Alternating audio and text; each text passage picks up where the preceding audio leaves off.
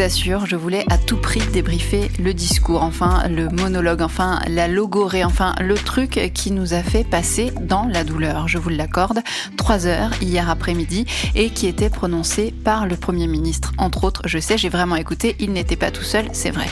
J'avais même commencé à élaborer le contenu dans ma tête, je savais précisément comment j'allais vous présenter les choses, ce que j'allais vous dire et ce qui allait être important de vous dire, mais je vous le dirai demain finalement.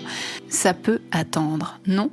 Si ça, ce n'est pas une des grandes leçons du confinement, ça peut attendre, oui, tout peut attendre.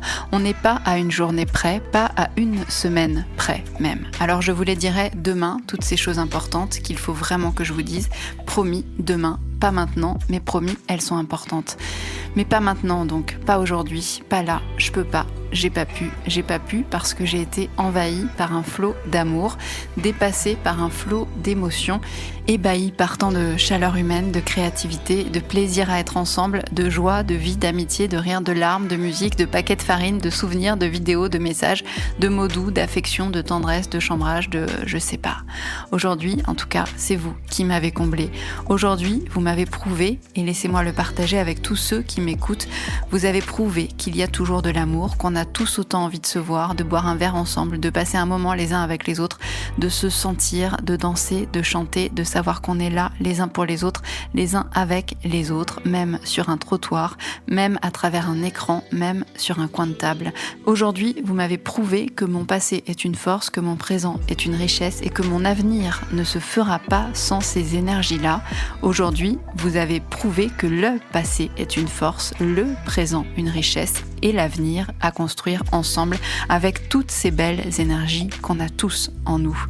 Aujourd'hui, j'ai bien envie aussi d'en profiter pour saluer avec une infinie tendresse tous ceux que je ne connais pas et qui me bercent grâce à ce podcast depuis 1 mois, qui me bercent dans un flot d'amour par petites touches chaque jour au gré des épisodes, au gré de ce temps qui passe sans qu'on le contrôle vraiment, à mesure que je vous écris, que je vous parle, que vous m'écoutez alors que je ne vous connais pas.